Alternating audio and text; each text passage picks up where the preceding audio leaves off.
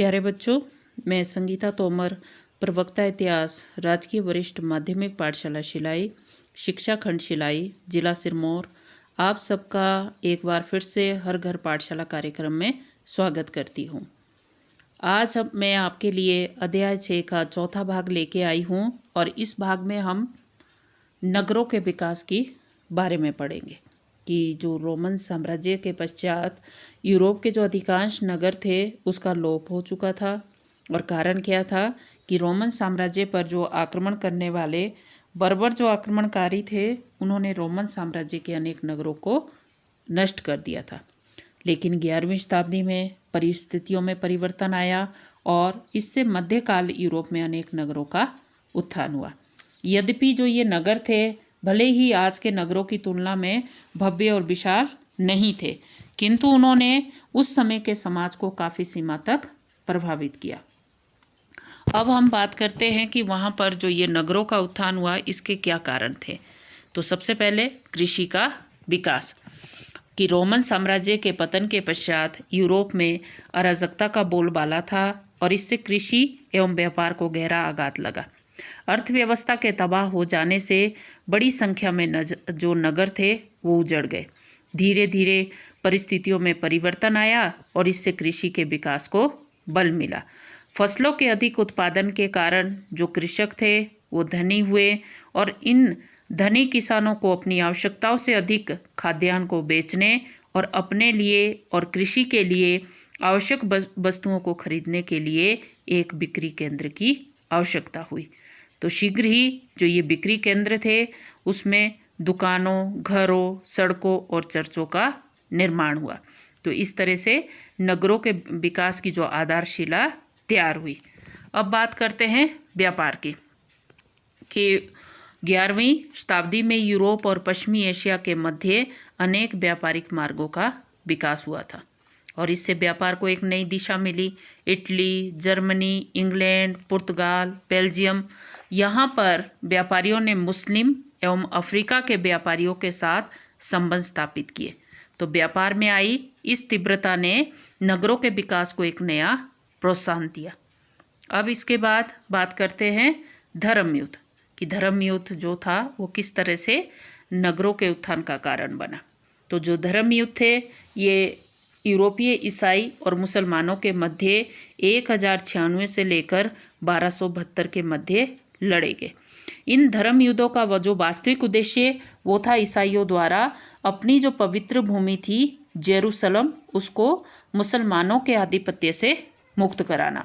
तो इन धर्म युद्धों के कारण यूरोपियों के ज्ञान में बहुत वृद्धि हुई। वे भव्य मुस्लिम नगरों को देखकर चकित रह गए और इन धर्म युद्धों के कारण पश्चिम और जो पूर्व के मध्य व्यापार को एक नया प्रोत्साहन मिला। कारण क्या था कि यूरोपीय देशों में जो रेशम, मलमल और गरम मसाले और विलासिता की जो वस्तुएं उसकी मांग बहुत बढ़ गई और इससे व्यापारी धनी हुए और जिससे नगरों के विकास को बल मिला।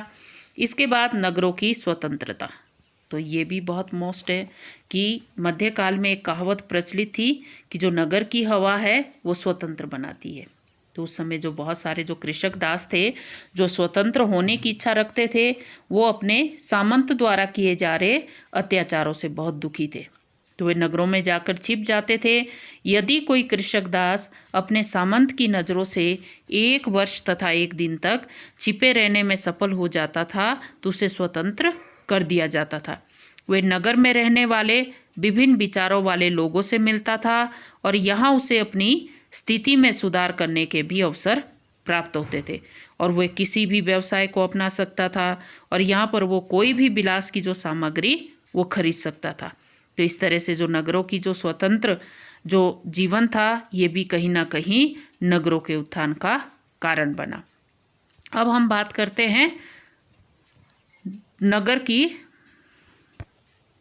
विशेषताओं की, कि उस समय जो नगर थे उनकी क्या क्या विशेषताएं थी जो उस समय नगर बने हुए थे। तो सबसे पहले तो यहाँ पर बात करते हैं कि उस समय के प्रमुख नगर कौन कौन से थे। वेनिस, फ्लोरेंस, मिलान, जेनेवा, लंदन, ये सारे उस समय के प्रमुख नगर थे। तो यहाँ पर क्या इसकी क्या क्या विशेषताएं रही। तो सबसे पहले बात करते हैं आधारभूत सुविधाओं की कमी। कहने का अभिप्राय है कि उस समय जो नगर बने हुए थे वहाँ पर आधारभूत सुविधाओं की बहुत कमी थी, क्योंकि ये नगर बिना किसी योजना के बनाए जाते थे। जहाँ कहीं जगह मिलती थी वहीं मकान बना दिए जाते थे, और ये मकान लकड़ी के बने हुए होते थे और एक दूसरे से सटे हुए होते थे। तो कई बार आग लग जाने की सूरत में संपूर्ण नगर नष्ट होने का खतरा रहता था।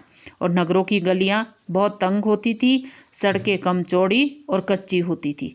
लोगों को जो पीने के लिए वो स्वच्छ जल उपलब्ध नहीं होता था, और जो घरों से जो गंदे पानी का जो बाहर को वो कोई उचित प्रबंध नहीं था, और लोग घरों का जो कूड़ा करकट वो बाहर गलियों में ही फेंक देते थे, और जिसके कारण कई बार महामारियां फैल जाती थी और उससे बड़ी संख्या में कई बार लोग मृत्यु का ग्रास बन जाते थे।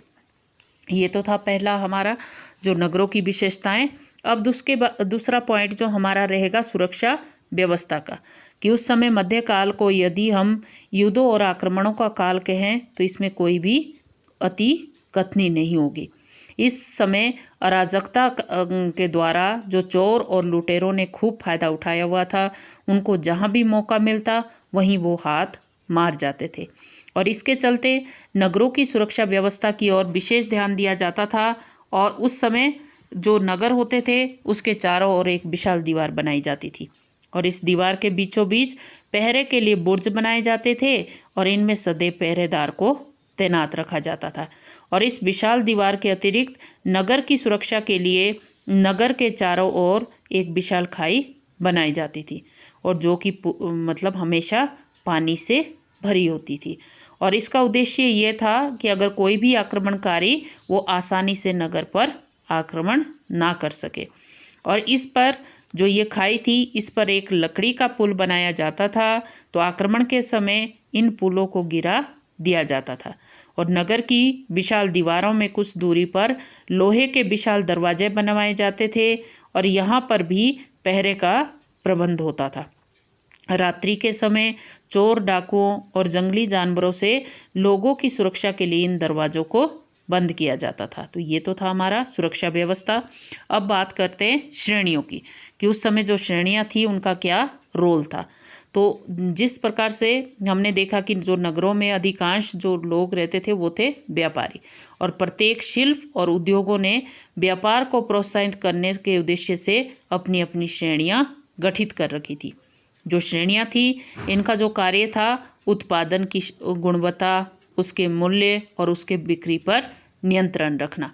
तो उस समय एक श्रेणी होती थी तो उसका अपना एक प्रधान होता था, और वह श्रेणी सभागार में अपनी श्रेणी से संबंधित सभी कारीगरों को बुलाता था, और वहाँ पर श्रेणी संबंधी नियमों और व्यापार को प्रोत्साहन देने वाले जो विचार थे उसके बारे में विचार विमर्श किया जाता था। तो ये तो था श्रेणियाँ। अब यहाँ पर आपसे कई बार प्रश्न पूछा जाता है कि जो ये कैथीड्रल नगर वो क्या थे, तो इसके बारे में भी आपको मालूम होना चाहिए कि 12वीं शताब्दी में फ्रांस में जो कैथीड्रल कहे जाने वाले विशाल चर्चों का निर्माण कार्य शुरू हुआ, और शीघ्र ही ये यूरोप के दूसरे देशों में भी इन चर्चों का निर्माण कार्य शुरू हो गया, और इसका निर्माण मठों की देखरेख में होता था, और इसके निर्माण के लिए धनी लोगों द्वारा दान दिया जाता था, और जो सामान्य लोग थे वो अपने श्रम द्वारा और अन्य वस्तुओं द्वारा इसके निर्माण में सहयोग देते थे। कैथीड्रल बहुत विशाल और भव्य होते थे, और इन्हें पत्थर से बनाया जाता था, और इनके निर्माण में काफ़ी समय लग जाता था। और जो कैथीड्रल के आसपास अनेक प्रकार के जो लोग बस गए, तो उनकी ज़रूरतों को पूरा करने के लिए बाजार भी स्थापित हो गए, और यही बाजार बाद में कैथीड्रलों के नगरों के रूप में इसने एक अपना नाम धारण किया। तो अब इसके बाद हमारा जो ये टॉपिक है ये ख़त्म होने जा रहा है, लेकिन जब तक हम नगरों का महत्व नहीं पढ़ लेते तब तक ये टॉपिक अधूरा है, कि जो ये नगर थे मध्यकाल में यूरोप में, तो इसका क्या महत्व था। अगर हम राजनीतिक क्षेत्र में बात करें तो 13वीं शताब्दी तक यूरोप के जो बहुत सारे जो नगर थे वो समृद्ध हो गए थे। उन्होंने देश की राजनीति में महत्वपूर्ण भूमिका निभाई, और क्योंकि जो समृद्ध नगर निवासी थे उन्होंने राजा को कर दिया जिससे कि राजा को स्थायी सेना के गठन में सहयोग दिया। तो इस कारण से राजाओं की स्थिति में सुधार आया। पहले तो राजा शक्तिशाली नहीं होता था, उसको अपने हर कार्य के लिए सामंतों पर निर्भर रहना पड़ता था। लेकिन अब इसके बाद जब उनको अमीर या धनी व्यापारियों द्वारा सहयोग दिया गया, इसके बाद उसने शक्तिशाली सेना का गठन किया और बदले में राजा ने अमीरों को जिन्होंने उसको समर्थन दिया, उनको उसने संसद में बैठने की अनुमति दी। अब इसके बाद बात करते हैं आर्थिक क्षेत्र में कि आर्थिक क्षेत्र में किस तरह से नगरों का महत्व है। कि जो ये मध्यकाल में जो नगरों का विकास हुआ, तो इससे क्या हुआ कि नगरों द्वारा अनेक ऐसी वस्तुओं का उत्पादन किया गया जो समाज के लिए आवश्यक थी। व्यापारी अपने फालतू माल का विदेशों में निर्यात करते थे और वे आवश्यक माल का आयात करते थे और इससे नगरों की समृद्धि में वृद्धि हुई। नगरों में लोगों की सुविधा के लिए अक्सर मेलों का आयोजन किया जाता था और इन मेलों में देशी और विदेशी प्रत्येक प्रकार का माल मिलता था। तो इस तरह से नगरों में व्यापार के कुशल संचालन के लिए श्रेणियों का भी गठन किया हुआ था। तो इस तरह से जो नगरों का जो आर्थिक क्षेत्र में वो भी बहुत ज़्यादा महत्व रहा। अब बात करते हैं सामाजिक क्षेत्र की।